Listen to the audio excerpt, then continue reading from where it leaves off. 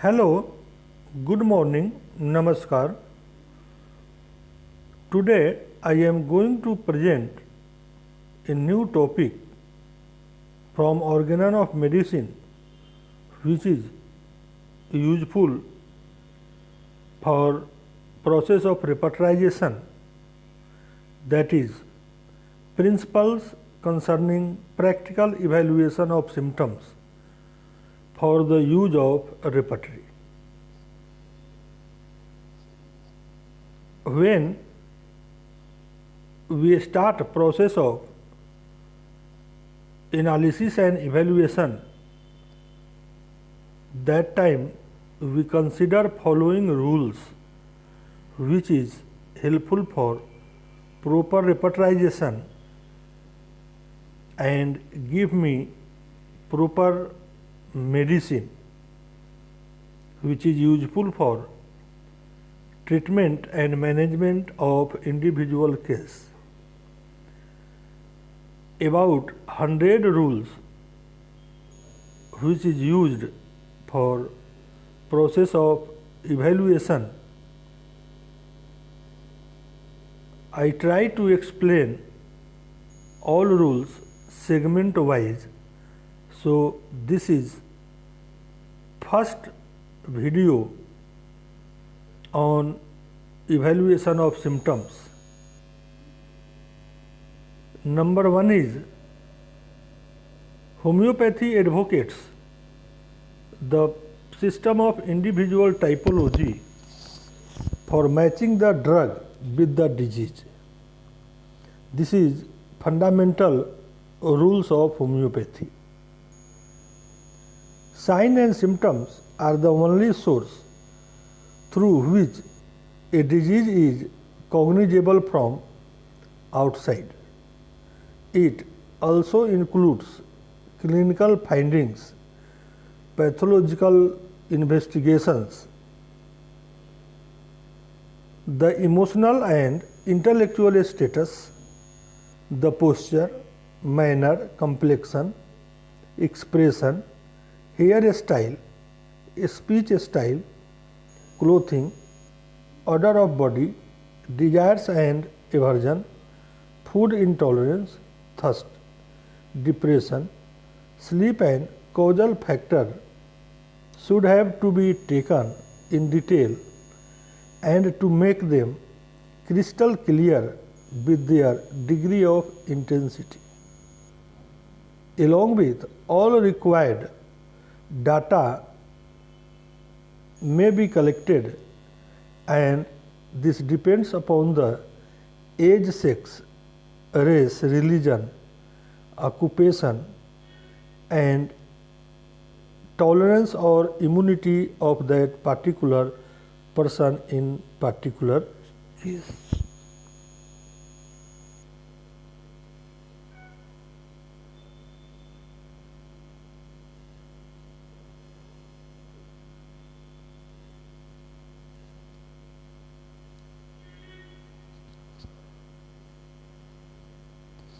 The tissue changes are not the cause, but are the result of the disease.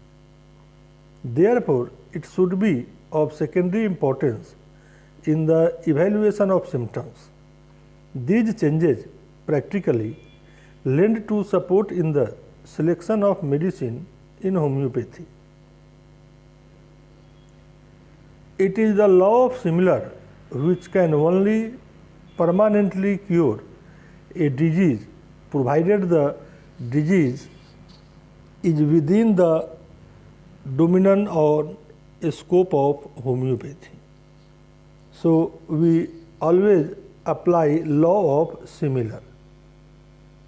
Case taking in homeopathy should be followed by symptoms analysis, the rational explanation, scientific interpretation, then followed by elimination of symptoms, and lastly the evaluation of symptoms.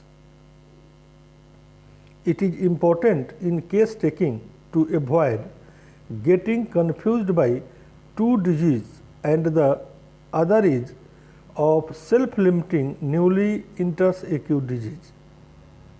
then it is necessary to take at first the totality of the acute miasm, which has readily suspended the chronic complaints. By taking and mixing up the symptoms of the complaints will put the physician into an ocean of confusion. The two sectors must be crystally separated. The diligent but unskillful physician can mark the whole case when the prescribes for the whole symptoms, considering them as a part of the true totality. So, all steps in case taking which is required for proper case taking is utilized in this process. If case taking is proper and according to manner, then it helpful for evaluation of symptoms, then selection of medicine after repertorization. If our process of case taking or interpretation of symptom is wrong, then whole process will be faulty. Law of elimination deals with the process of differentiating the symptoms related to the patient from the symptoms related to the disease. So, here law of elimination also applicable.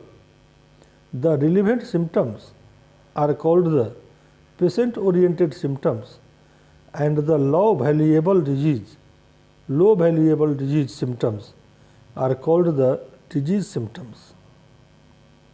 It is pathology which decides the relevancy of a symptoms. So, knowledge of pathology is also necessary for the evaluation of symptoms and elimination of symptoms, which symptoms is disease symptom and which symptoms is patient symptoms. Because disease symptoms helps us only for the management and prognosis of the disease. A symptom more associated and explainable by pathology bears no value from the viewpoint of selecting the medicine in homeopathy and vice versa. Both the group of symptoms have their respective value. In homeopathy, the patient-oriented symptoms help in one hand in selecting a medicine, in the selection of potency, determination of dose and dose control. In the proceeding of second prescription, selection of a specific, if any, and lastly in management of case. So, in homeopathy, patient-oriented symptoms helps in selection of medicine, then selection of potency, determination of dose, and dose control means repetition of dose. And this process also helps in second prescription and selection of a specific medicine and management of case. So, this is about 10 rules for evaluation of symptoms. In this way, I try to explain all rules in different parts of the video. Thank you.